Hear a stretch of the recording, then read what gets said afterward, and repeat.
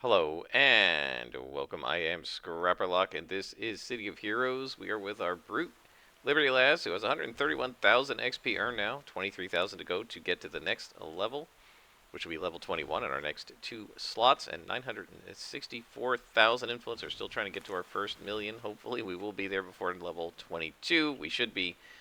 And now we are on a story arc for Jake Tembler, which is, again, we're going to help Fusion Edge. She gets herself into a lot of trouble, and she's his girlfriend, so he wants us to protect her.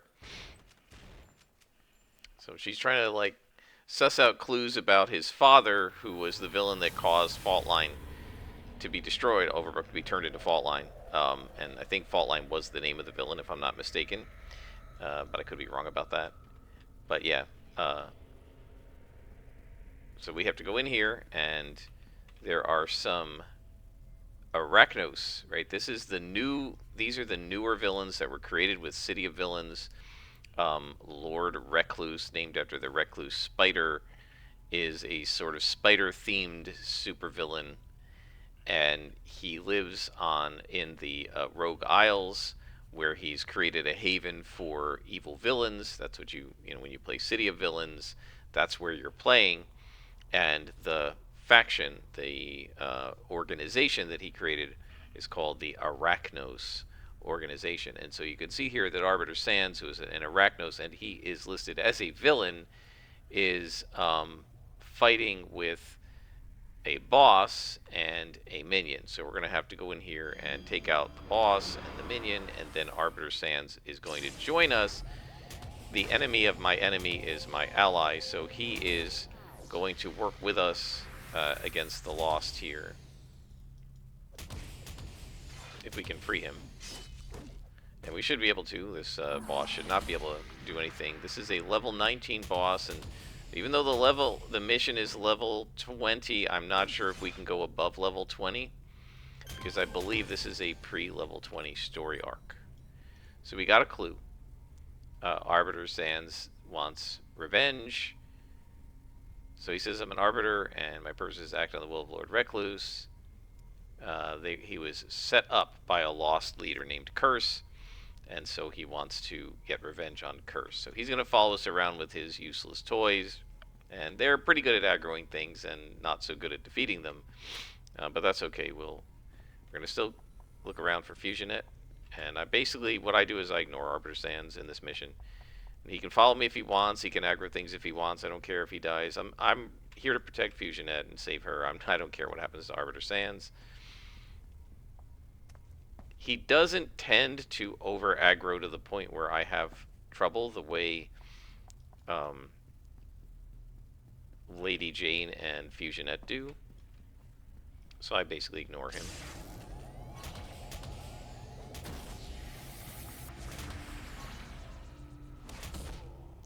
So this is an anathema. As you get into the higher levels of the Lost, you will sometimes face them. Usually they're bosses, though sometimes they can be lieutenants, and they have a very dangerous, to anyone who doesn't have Mez defense, a very, very dangerous, paralyzing, like, I don't know, it's fear or whatever that they zap you with, that little, like, cone of psionics that comes out of their heads, and it can really leave you. I don't think it's fear. I think it's just like a sleep or something, but it can definitely leave you in a lot of trouble if you don't have Mez defense. One thing I do want to point out about contacts and story arcs. So the way this game works is once you're on a story arc, you can finish it regardless of level. So no matter how high a level we get, Jim Tembler will always give us the rest of his missions until we finish the story arc. So if you're concerned that you might outlevel some story arcs, one trick you can do is talk to multiple contacts, get on multiple story arcs, and then you will be able to finish them. The problem with it is that you often can't. The missions will not go above the max level for the story arc. So, and it's usually a 5-level range. So if it's a level 15 to 20 story arc, if you're level 30 and you're on this mission, he aggroed these other guys. If you're level 30 and you're on the mission, it will still be level 20, right? Whatever the maximum is, that's what that's all that that the mission can do. So this is a great example. You see what just happened? They blasted both guys away from me while I was animating my AoE, and that meant that nobody took damage from my AoE. So remember last time I was talking about how um, how frustrating blasters were to those of us who were meleeers. That's a good reason why. I'm just engaging my AoE, and you knock them away, and now nobody takes any damage from it, which is very frustrating.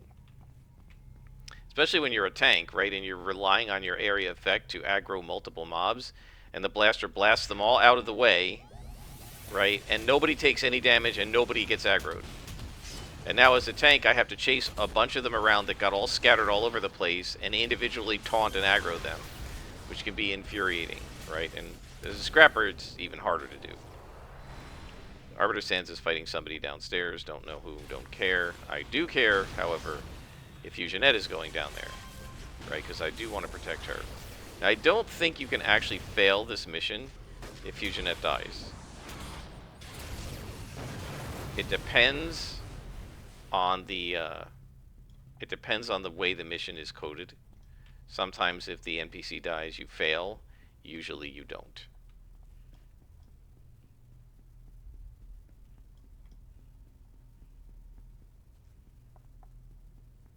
Okay, there's nothing over here. My guess is there's going to be another elevator.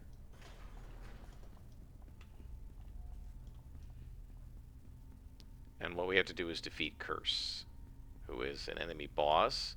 With these two helping us, it should be absolutely no issue at all. Unless he's an elite boss, then it might be a bit of a challenge. Let's see. That's probably Curse over there.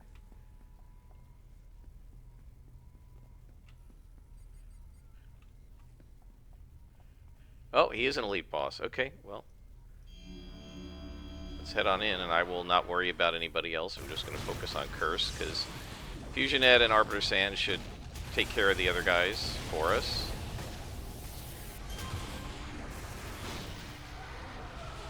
And as long as I hold aggro on Curse, the other guys should not be able to do too much to Fusionette and Arbiter Sands. And we've got Curse held on to us, right? He's basically locked on me.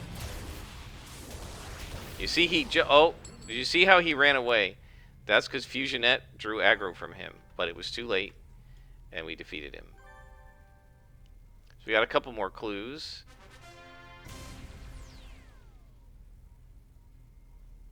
He has a battered case for a security tape, but the tape is still missing. And there's a note that says, "Be glad I let you live," from Nocturne. So Nocturne is a villain that we have to worry about now. And I think she's also one of the Arachnos. So these guys are trying to keep the tape out of Jim Tembler's hands, or learn what's on the tape, or what have you.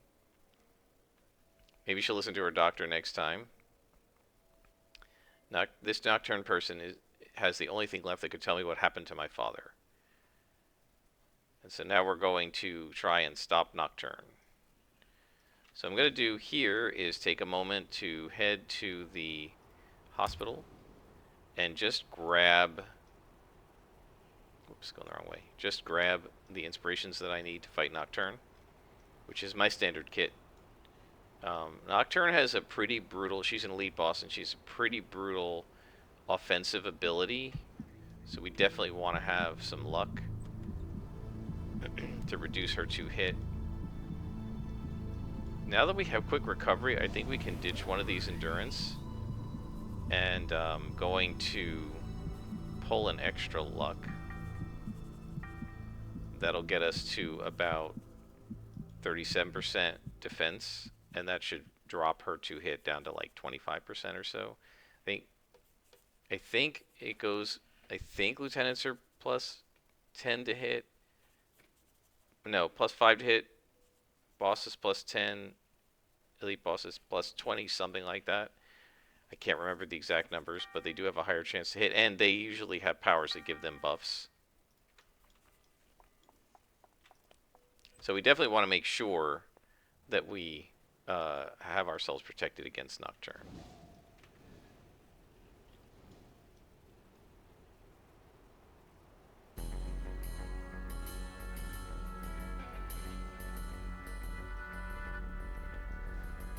So in we go, guys. I'm having an absolute blast playing these missions again. I really like the storyline here in Faultline. I don't necessarily love fighting Arachnos. I feel like the developers gave the Arachnos enemies a lot of really annoying characteristics. I know it was meant to increase the challenge level, but I feel like, and I've said this in previous playthroughs, I love City of Heroes, and I think most of the game is well designed. But there is an unfortunate reality that for some things, in their attempt to make them challenging, they actually just made them annoying. And it doesn't make it any harder, it just makes it irritating. And I think they did that more in City of Villains and the content that came online in City of Villains than they did in the original game. Right? I mean, you can think about, like, and somebody pointed out, like, it's annoying in all games, the what I call the lead-out missions, right, where you have to escort a hostage or somebody to the doorway, and how frustrating and annoying it is. It isn't hard to do, not challenging. It's just annoying, right? And there is a certain balance you have to strike between something that's a fun challenge and something that's just frustrating and annoying. And there's actually, I think, was it one of the Nightmare Lass videos where we were in one of these outdoor missions, and it was I don't know if it was a defeat all or something like that, and I was talking about how a lot of players just completely avoid these missions. And that's the thing. I might have been when I was playing a stalker, and how what they did was for the outdoor missions, they made it so that it used to be just defeat the boss, but because stalkers could creep through and get to the end and take the boss out in one shot, they changed the mission parameters so that you had to defeat everybody, not just the boss and the immediate minions. And when I asked about, like, why did they do that? Oh, well, because they wanted to stop the stalkers from just stalking to the end.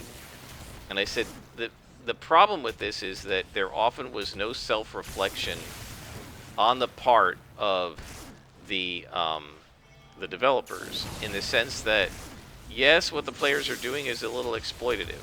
Sure. Oh, this is a boss. I didn't realize. I thought it was a lieutenant. The players are doing something that's a little exploitative. I'll agree with that, okay?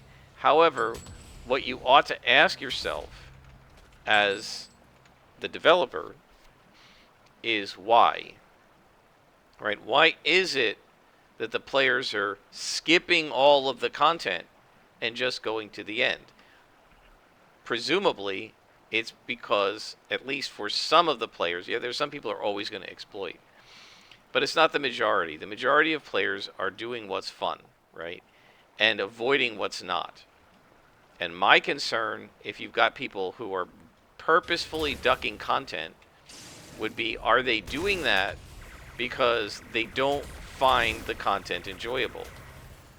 If you make the content fun, people won't try to skip it, right? And I think about this in terms of, like, as a game master, if I'm running a D&D game or Rollmaster or whatever, if the players are trying to avoid something, then presumably it's not fun. And so you'd want to ask yourself, why are you avoiding it? Is there some way we can make it be fun so that you're not trying to avoid the actual adventure? I remember, and I told this story, I don't know if it was in Silver Phoenix, or I can't remember now. It might have been in the Stalker one, the Tiger Strike. That there was somebody on the D&D Beyond forum, and he was talking about how it was a game master, and he was talking about how his players had gotten hold of a Ring of Wishing or something, so they were able to make a wish. And the wish that they came up with was, they wished that every villain in every dungeon that they were ever going to face Every enemy, every bad guy was dead, right? In other words, they wished for completely empty dungeons. And what I said was, and he was like, "What do I do about this?" And I said, "Well, what I would do about this is, if my players made a wish like that, I would say, okay, guys, let's stop for a minute. Let's go out of character and talk player to game master. Aren't you having any fun? If you're not having fun, I need to know it, and tell me why. Like, why do you not want to go into the dungeons and do the encounters? Are the encounters too hard? Are they too easy? Are they boring? Right? Because what you're wishing for at that point is to skip playing D&D. I don't want to play anymore. Well, if you don't want to play anymore, let's stop. Is there a different game you want to play? Right? Why are you wishing that all of the adventures won't happen? And it's the same thing with the stalker stalking to the end of every mission. Why are you doing that? Don't you enjoy fighting the spawns? If you don't, then the developers need to think about that, right? Not just say, "Oh, the player's trying to exploit it, and the players are gonna." what is the phrase? You can always count on the players to find the shortest route to the cheese. Yeah, that's true, and some players will do that. But when you have a lot of players purposely taking stalkers so they can get to the end of missions and kill bosses and ignore the rest of the mission, you have to ask yourself, what did you do wrong? Right? And what they did wrong with a lot of the missions that stalkers were doing, that is, they made them too long. Right? The outdoor missions where there are like literally 200 or 300 mobs on multiple levels of the reactor plant, and you have to fight each and every one, and it's a defeat all. There's a reason why I see that that's the mission. I walk out of the mission, call my contact, and auto-complete it. It's because that mission isn't any fun. And it's not that I don't like fighting individual spawns. I'm doing it right here, right? But I don't like super long, interminable missions that take forever, and you're just fighting the same mobs over and over again. That gets boring. The nice thing about switching missions is you fight different mobs, right? We were fighting Lost in the last mission. Now we're fighting Arachnos. All right, in the next mission, maybe we're going to fight Clockworks. And the mission after that, maybe we're going to fight Family, right? And that makes it interesting. Even in a story arc that is primarily against one mob, like the Warriors, they usually put other enemies in it, like Sue or Family, right? So even though it's mostly Warriors, you will get a few other individual types of enemies, and it makes it more variable and thus more interesting. Depending on the character type you have, you might have to take different measures against different enemies, and you might have to employ your powers in a slightly different order so that it's not so brain dead and you're just doing the same thing over and over again. The more variety, the more interesting, right? Being on different maps makes it interesting. Being against different enemies makes it interesting. Different types of challenges are what make the game fun, right? And so when they have this, all you're doing is fighting Clockworks. They're on a giant outdoor map of multiple levels, and there's just like 200 of them in spawns of 3, and you just got to kill them over and over and over again. That's not fun, right? That gets tedious.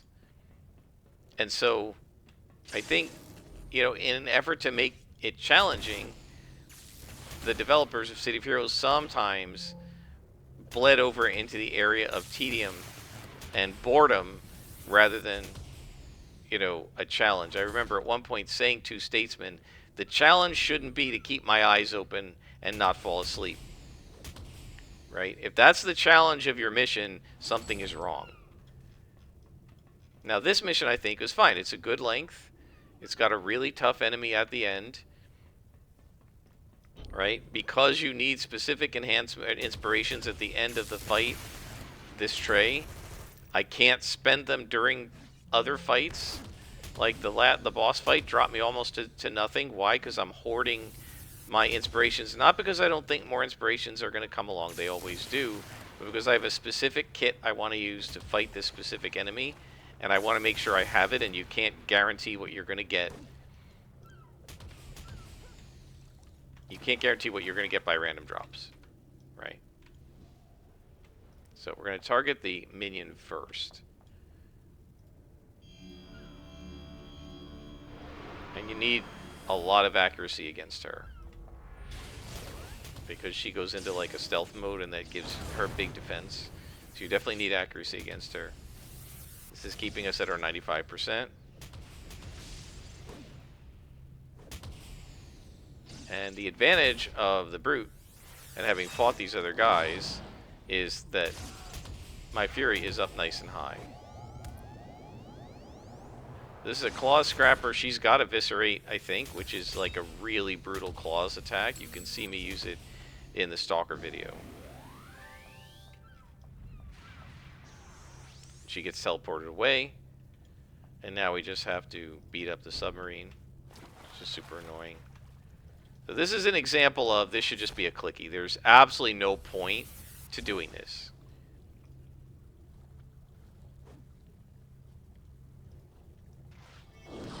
Also, you gotta ask yourself, the reason to destroy the craft is to stop Nocturne from escaping, but she already escaped. Right? So what's the point of that? Not sure. After we completed the mission, by the way, let's take a look. We've got more reward, we've got more reward merits.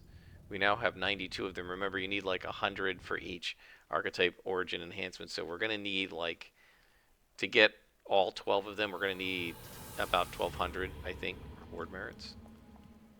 So now we'll call up Jim, and we didn't get that many. Interesting, we did not get that many XP for the story arc compared to normal. It just gave us mission XP, and even less influence. One of the problems with the bonus XP is that they don't add influence. I fought with them several times with the bonus XP. When you do triple XP, can't you please do triple influence? Because what happens is we level up super fast, but we're not gaining influence along with level. And their answer was, sell the enhancements. You'll get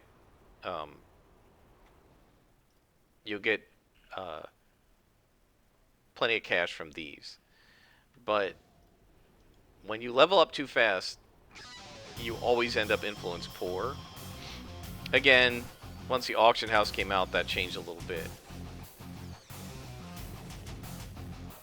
There's a Beastmaster, or no, what is it, Mastermind with animals, wolves. They're cool. So, now, meanwhile, this is another parental issue. So let's just take a look at the souvenir, the battered videotape. So what happens is, we had a Nocturne. She teleported away. Jim Tembler was there because Faultline was there on the tape. So,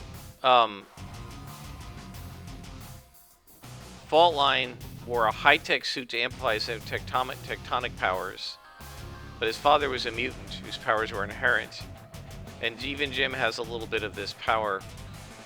If Faultline was the one threatening the city, why was he attacking the hero base with his cronies? And why was young Jim there? So we're not really sure. And one of the people who knows is Dr. Lila, who's a superhero slash archaeologist, who's studying the area and trying to figure out what happened here in Faultline.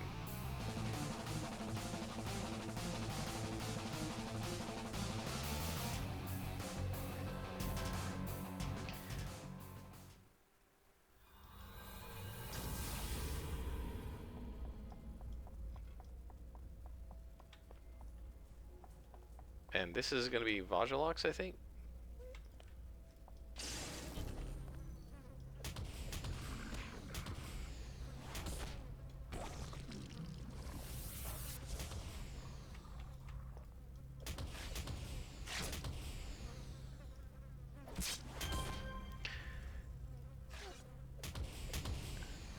So yeah, somebody on the in the comments in YouTube said that the reason the Vajalox Vomit is so bad is because it's coded as an AoE, not as a ranged attack, which clearly they did to make them hard because very few people have AoE defense at low levels.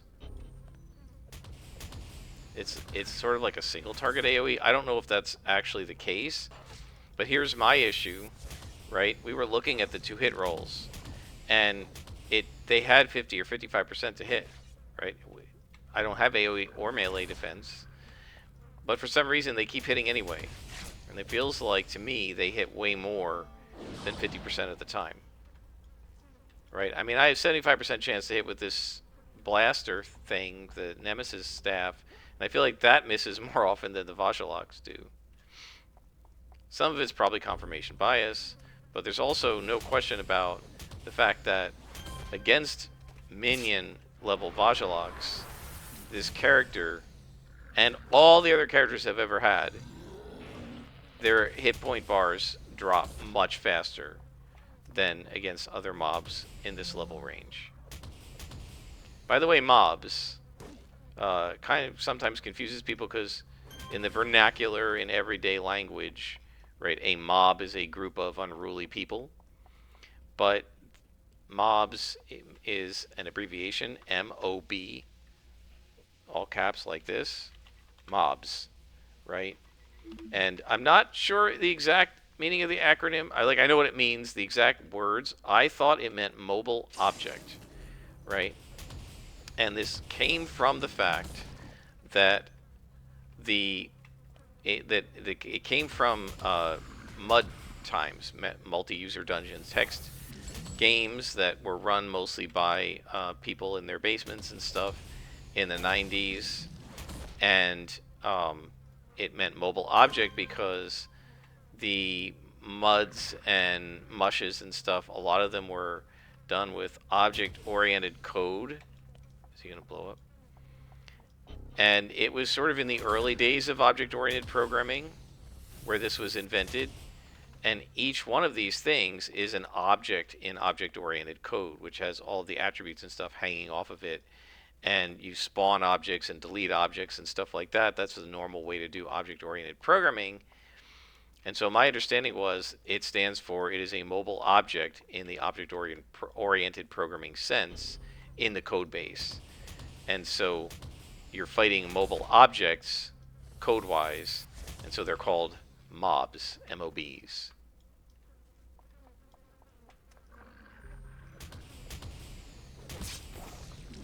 It's very confusing because when I first heard it, I thought a group of enemies was a mob, right? But a mob is a single enemy, and the group of enemies is a spawn. The mobs are spawned at a spawn point, and everything spawned, created at that point, is usually together. We talked about that earlier. They tend to, like, if you aggro one, it make them mad. Aggroing means getting aggression. If you aggro one, they all come at you. That's because each mob is part of the same spawn, right? And so that's kind of the lingo of online games. This guy let me walk past him and just slept. Or maybe he's well, because he's partly dead, right? Getting a bunch of recipes. When the word comes up white, it's a white recipe or whatever. When it comes up orange, it's an orange recipe. Yellow, it's a yellow recipe, right? The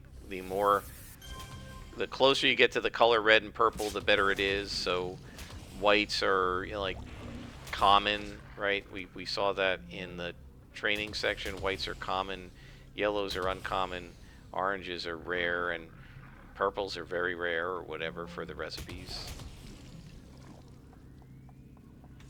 Okay, Dr. Lila is down below, but we want to beat everybody else but her because Dr. Lila, despite being the fact that she's supposed to be an invulnerability super strength tanker, is extremely squishy. And she has blaster mentality, blasteritis as we used to call it, and just goes into mobs and goes into spawns of mobs and doesn't really have any care for her safety, which a good tanker who's slotted properly can do without trouble. I do that as a brute, but she's very squishy, and she often gets herself killed. Or defeated, I guess. So there's a boss. We'll grab our sturdy, since I don't normally use those. We'll do those now and go ahead and get rid of them. And then we'll take up this Luminous Eidolon boss. So these guys are bad. Look at what they're doing. Minus 60 defense. So there's not even any point to putting in luck, because it, and that is all the debuffing coming from radiation, which is a really debilitating power set. There we go. We've rescued Doc. Now we have to lead her out. One thing I do want to mention, somebody made a little bit of a crack that I really enjoyed. If I'm called Scrapper Lock, why am I playing Brute? Yeah, because I've done that already. But I do want to talk about the name a little bit. I mentioned it in the... I think we can get out that way. Or can we? Yeah, I guess we can. I mentioned it in the Scrapper videos I played in, and also in several of the other videos, but... Let's see. What's the way out here? This way? I guess so. The Scrapper Lock is not a name I invented, or, well, it's a login name I invented or whatever, but it's not a term I invented. It was actually invented by somebody on the City of Heroes forums. And he was talking about when you're in groups, right? And scrappers get very used to, when they're soloing and stuff, just targeting the biggest, baddest enemy in the spawn and just pounding it. And then pounding the next guy and pounding the next guy. And they don't have to worry about themselves, right? We can basically kick butt of anybody we want. And you kind of get into what he called Scrapper Lock, where you're just basically heading to the next enemy and pounding it, heading to the next enemy and pounding it. It almost sounds like the Reckless Blasters and the Reckless other characters that I've talked about, except that Scrappers have the defenses and the damage output to survive it. And a lot of the other character types, at least when the game launched, really didn't. And so Scrapper Lock is where you just start pounding enemies and you keep doing it. And you're not really paying attention to what the rest of the group is doing. And you can easily like get ahead of a group, diving into the next spawn and pounding while everybody else is trying to recover and heal up, because you don't need to recover and heal up because you're a scrapper. You have defenses and you've defeated the other guys before they could damage you, you know. Oh, cool. We have a lion here now. Lioness. And 3 howler wolves. That is pretty darn awesome. I always wanted to play a Beastmaster Mastermind.